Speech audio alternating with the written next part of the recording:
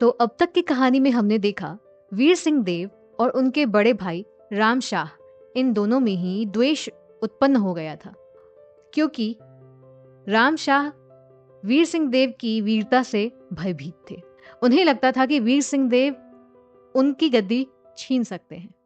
अब आगे बड़ौन के पश्चिमी भाग में एक भव्य शिव मंदिर के भीतर 3 व्यक्ति किसी गंभीर विषय पर परामर्श कर रहे थे। मौसम बहुत खराब था। दिन भर वर्षा हुई थी। अभी भी बूंदाबांदी हो रही थी। कड़ाके की सर्दी थी और एकदम काली रात। हवा जोर से चलकर पहाड़ों से टकराती थी और उसका भयानक गर्जन दिल को दहला देता था। उन तीनों व्यक्तियों में एक तेजस्वी पुरुष था। उसकी बहुमूल्य वेशभूषा, पगड़ी पर हीरे का तुर्रा, कंठ में अंगूर के समान बड़ी बड़ी मोतियों की माला, जरी की कमर पेटे में जवाहरात से जड़ी हुई मूठ के पेशकब्ज उस व्यक्ति के उच्च पद को दर्शा रहे थे। उसकी तीखी चीते के समान चितवन, सहज गंभीर स्वर में रौबदार मुख उसके प्रकृत वीरत्व को स्पष्ट कर रहे थे। यही बड़ौन के महाराज वीर सिंह देव थे, जिनकी उत्तरोत्तर बढ़ती वीरता की कीर्ति बुंदेलों में आनंद, श्रद्धा और प्रतापी मुगल साम्राज्य में आतंक जमा देती थी, और जिन्होंने अपने बाहुबल से मुगल फौजदारों को हैरान कर रखा था। दूसरा व्यक्ति जो उनके दाहिनी ओर वीर भाव से बैठा हुआ था, एक 35 वर्ष की आयु का मुसलमान था। इसकी छोटी छोटी घनी काली मूछें और छटी हुई दाढ़ी के बीच सुंदर अति गौर मुख और उस पर बड़ी बड़ी किंतु लाल लाल स्थिर आंखें देखने वालों पर बिना प्रभाव डाले नहीं रहती थीं।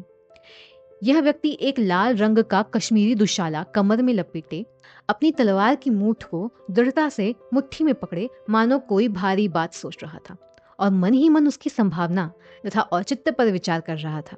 इसका नाम मिर्जा गौर था। तीसरा व्यक्ति 25-26 वर्ष का बिल्कुल नवयुवक।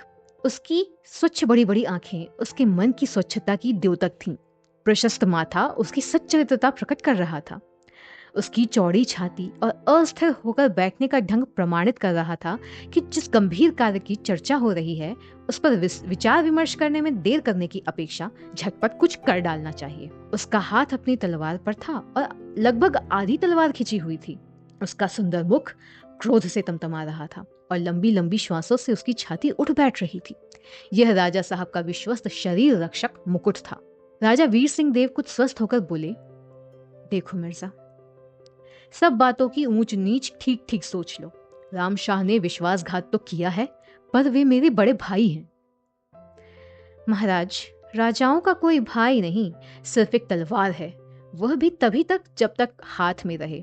आप स्वयं सोच के देखिए, और क्या उपाय है? मुकुट ने बीच में ही उतावली से कहा, अपराध क्षमा हो महाराज, मुझे आज्ञा दीजिए, मैं राम शाह महाराज का सर अभी काट लाऊंगा।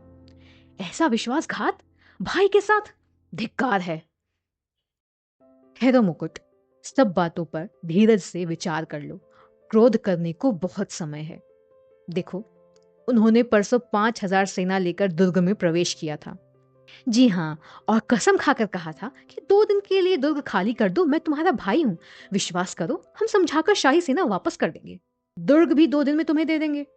पर उसी दिन 10,000 शाही सेना और बुला ली गई और रात्रि में आपको सोते समय आप पर छापा मारा गया। महाराज, मैं उन्हें क्षमा नहीं कर सकता। महाराज वीर सिंह देव हंस दिए। उन्होंने कहा, अच्छी बात है, मत करना, पर 15,000 सेना से लड़ोगे कैसे? तमतमाते हुए मुकुट ने कहा, क्या मेरी तलवार में दम नहीं? मुस्कुराते हुए वीर सिंह देव ने कहा, बहुत है, इससे बहुत काम लिया जाएगा मुकुट, अभी तो इसे सुरक्षित रहने दो। हाँ मिर्जा, फिर तुम्हारा क्या विचार है?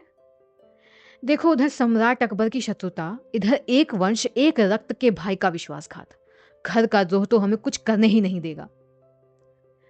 परंतु महाराज, सम्राट स्वयं बड़ी मुसीबत में हैं। उधर मेवाड़ में युद्ध हो रहा है, महाराणा प्रताप ने उनकी जान आफत में डाल रखी है। इधर सलीम ने विद्रोह का झंडा खड़ा कर दिया है। महाराज, दिल्ली के तख्त का यह गृह कलह तो हमारी संधि है।